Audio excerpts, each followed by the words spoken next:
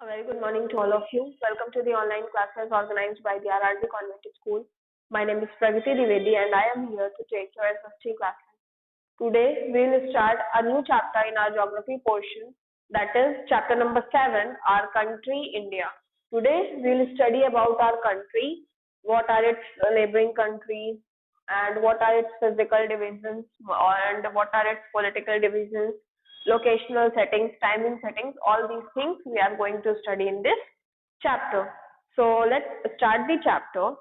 India is a vast country with geographical expanses. India जो है एक बहुत ही बड़ी country है जिसमें बहुत सारे geographical changes means different geographical features हैं. In the north, it is bounded by the lofty Himalayas, the Arabian Sea in the west, the Bay of Bengal in the east and the Indian ocean in the south.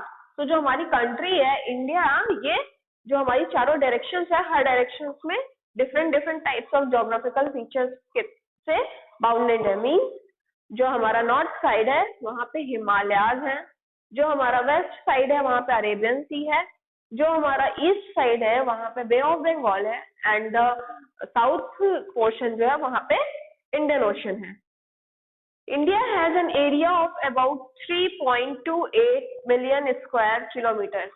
जो India का area है वो कितना है? 3.28 million square kilometer. The north south extends from Kashmir to Kanyakumari. North south means जो अपर वाला portion है हमारे इंडिया का और साउथ मीन्स जो नीचे वाला पोर्शन है. ये कश्मीर टू कन्याकुमारी तक एक्सटेंड करता है. Is about 3200 kilometre. और इन दोनों के बीच की डिस्टेंस कितनी है, कितने एरिया में एक्सटेंड करता है? 3200 kilometre. And the east west extend from Arunachal Pradesh to Kutch is about 2900 kilometre. और जो ईस्ट से वेस्ट की तरफ है वो हमारा क्या है? अरुणाचल प्रदेश से कच्छ की तरफ, जिसका एरिया कितना है? 2900 kilometre. The lofty mountains, the great Indian desert and the coasts and islands present in a diversity of landforms. There is a great variety in the climate, vegetation, diversity. We find unity that is reflected in traditions that bind us as one nation. So, क्या है जो हमारे India है इसमें बहुत different types of physical division है, जो diversity है, लैंग्वेज है, कल्चर है, वो थोड़ी थोड़ी जगह पे जाने पे ही क्या हो जाता है?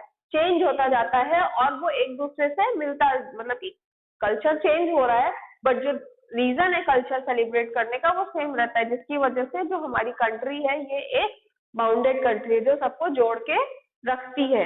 In the second most populous country of the world after China, and India is the second most populous. Populace mean सबसे ज्यादा पॉल्यूशन, सबसे ज्यादा पॉपुलेशन इस कंट्री में आफ्टर चाइना. फर्स्ट नंबर पे कौन सी कंट्री है? चाइना है.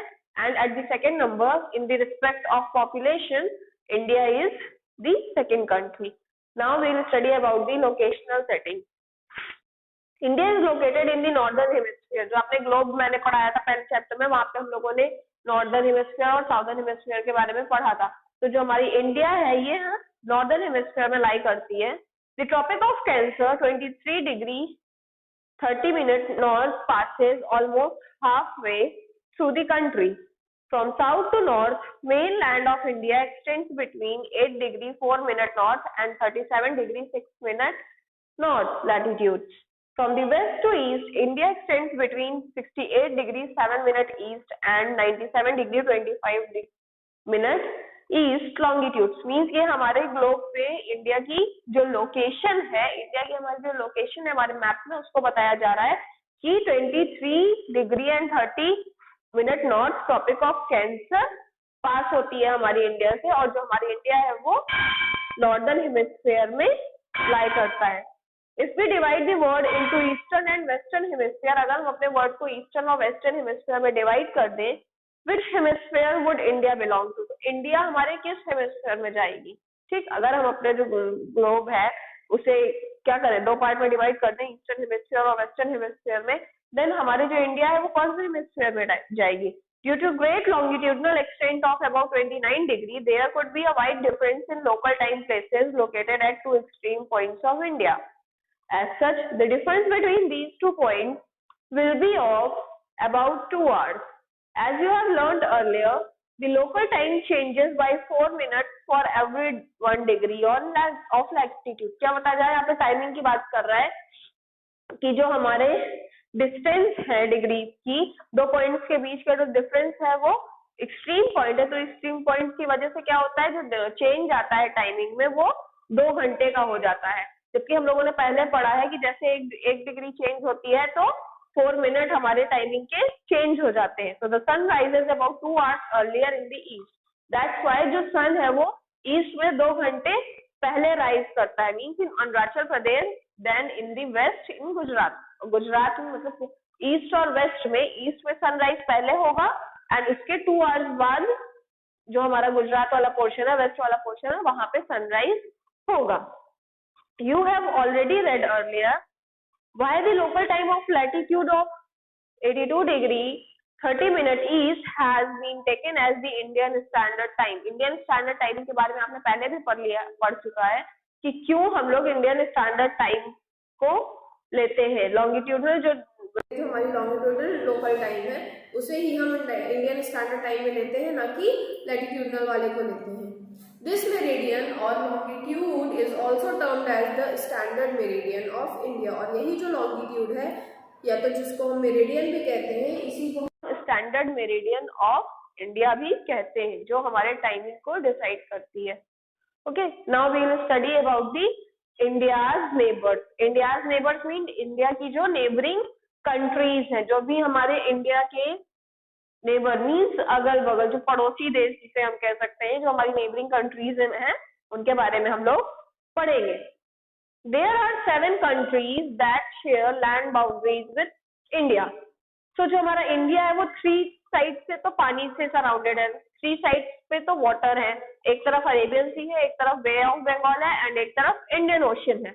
एंड जो अपर वाला पोर्शन है उसी में हमारे ये जो 7 कंट्रीज हैं ये अपनी बाउंड्रीज इंडिया के साथ शेयर करती हैं। And what is the name of all these 7 countries? The first one is Pakistan, Afghanistan, Nepal, Bhutan, Nagaland, Myanmar and China। These are the 7 countries who used to share their boundaries with India, and that's why these all are known as India's neighbors। And you can also find out these countries in your map given in your book, that is figure 7.1 में आपका figure के साथ में दिया है, map दिया है India का, और सारी 7 कंट्रीज इसमें शो की गई। Okay, now political and administrative division.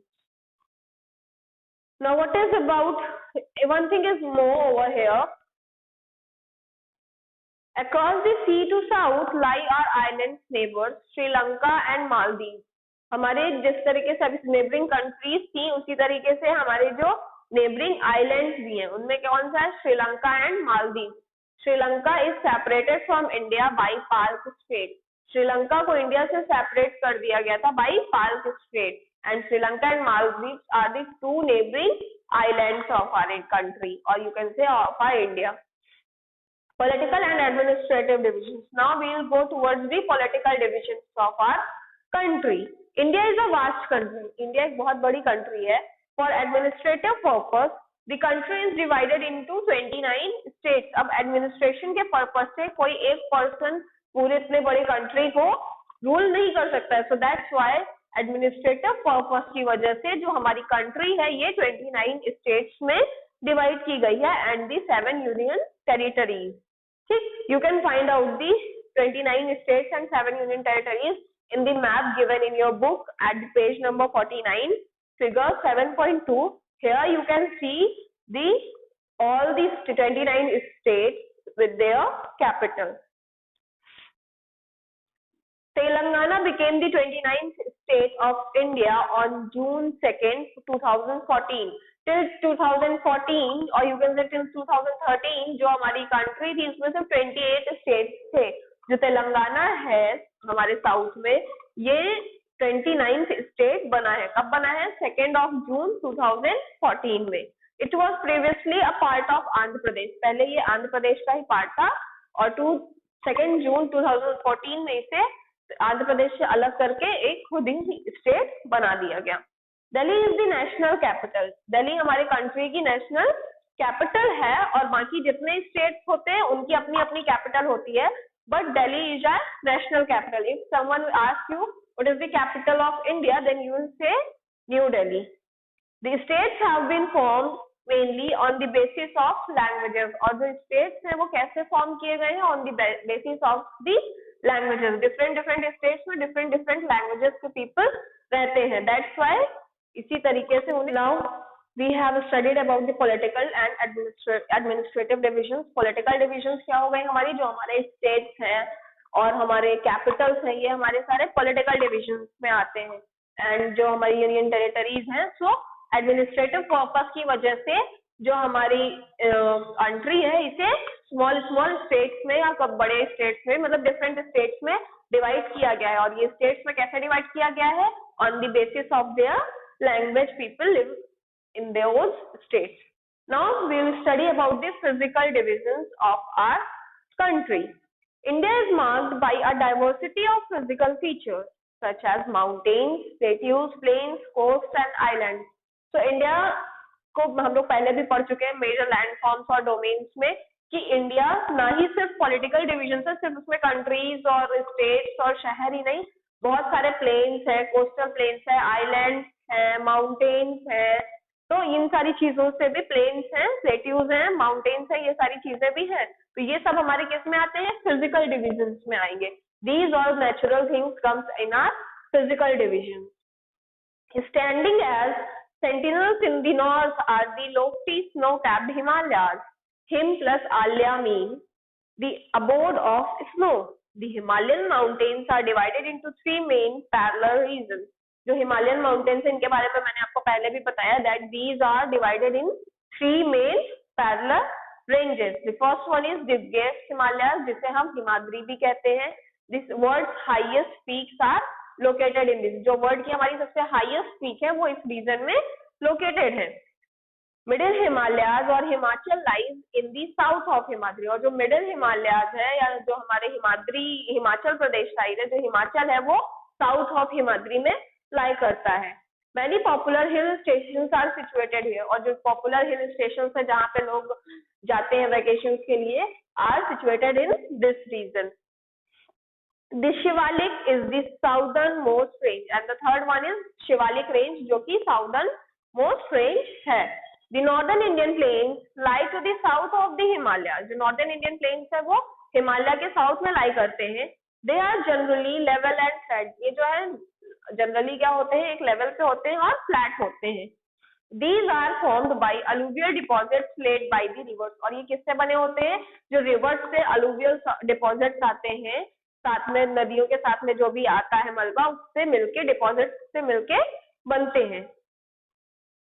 And कौन कौन सी रिवर लाती हैं alluvial deposits? The Indus river, the Ganga and the Brahmaputra and their tributaries.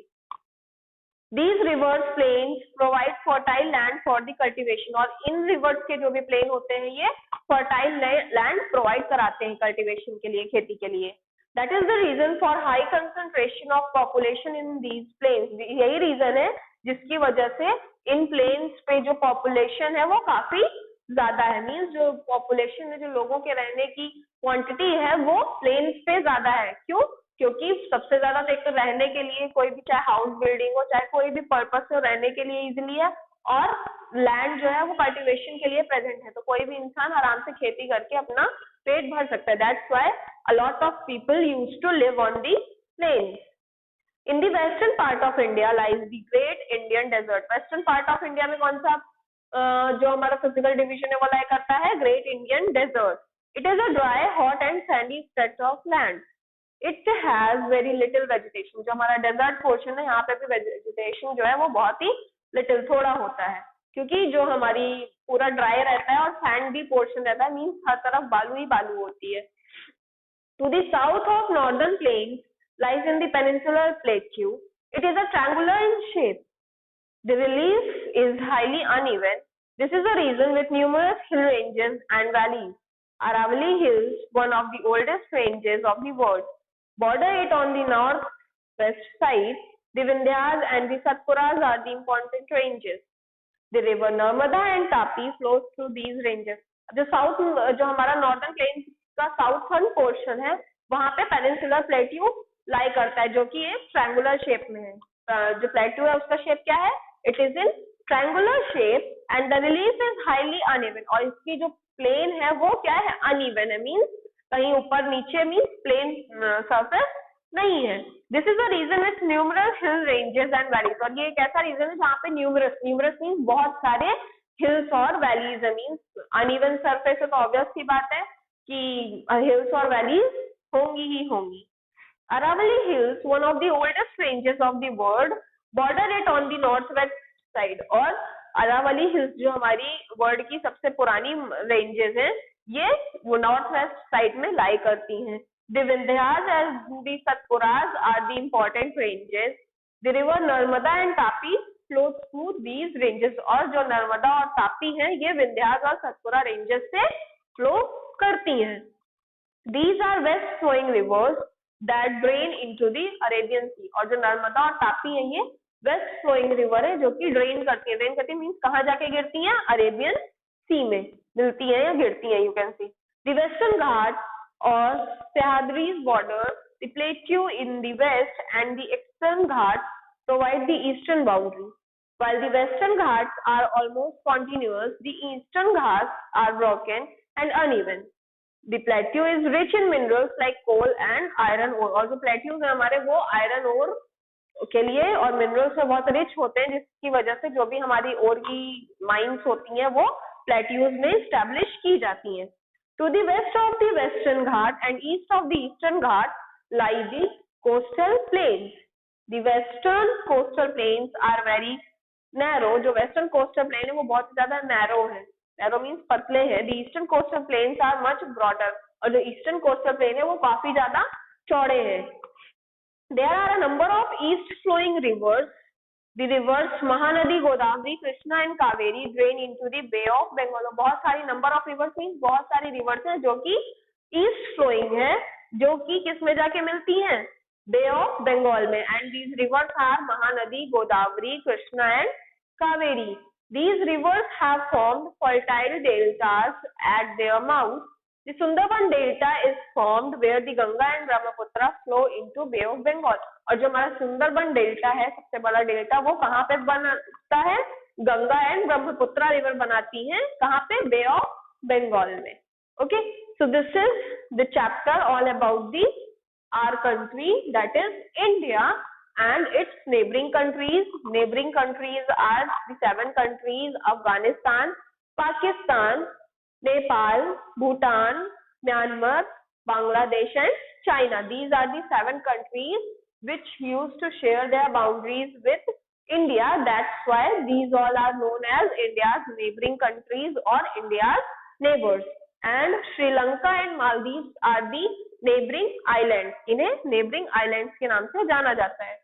Second one, we have studied about the political and administrative divisions. Political और administrative divisions क्या होते हैं? Political divisions हमारा ये हो गया जहाँ पे स्टेट और हमारी कंट्रीज, स्टेट और डिफरेंट स्टेट्स, उनकी कैपिटल्स, इन सब चीजों के बारे में बात होती है, तो वो पॉलिटिकल डिविजन्स में आता है. और एडमिनिस्ट्रेटिव पर्पस की वजह से, ड्यू टू एडमिनिस्ट्रेटिव पर्पस, जिसकी वजह से जो एडमिनिस्ट्रेशन है हमारा वो स्मूथली वर्क कर सके. और क्योंकि इंडिया हमारी एक बहुत बड़ी कंट्री है, तो कोई एक पर्सन या कोई एक एडमिनिस्ट्रेशन पूरी कंट्री को रूल नहीं कर सकता है. So that's why it has been divided into 29 states and 7 union territories. After that, we have studied about the physical divisions. Physical divisions are the divisions which comes under the things like plains, plateaus, islands, mountains and rivers. These all are known as physical divisions. So there are maps given of both the divisions, the Indian political map and the India physical map. Means physical division और political division दोनों के maps दिए हुए हैं. In the political map, it is given about the states, 29 states, its capital, okay, and its national capital is Delhi. जो हमारी India की national capital है ये दिल्ली है, and other states और उनकी capitals दी हुई है and you have to learn these states and capitals. And in the second map, there is given about the physical features. Mountains, mountain ranges, plateaus and plains are given. और कौन कौन से plateaus है, eastern घाट, western घाट, coastal area, सारी चीजें दी हुई हैं. So study the chapter using the map, so you will easily able to understand the chapter well. And what is tributary means? There a block is given a word tributary. Tributary का मतलब क्या होता है? सहायक नदियां जो होती हैं. A river or stream which contributes its water to a main river by discharging it into main river from either side. Tributary क्या होती है? कभी भी कोई रिवर अगर किसी रिवर में जाके मिलती है, मीन्स डिस्चार्ज करती है खुद को मेन रिवर में, तो उसे उसकी ट्रिब्यूटरी कहा जाता है, मीन्स सहायक नदियां कहा जाता है. Okay, so this was the chapter all about India, that is our country. Okay, so I hope that you have understand this chapter. We will meet in our next class. Till then, thank you all of you.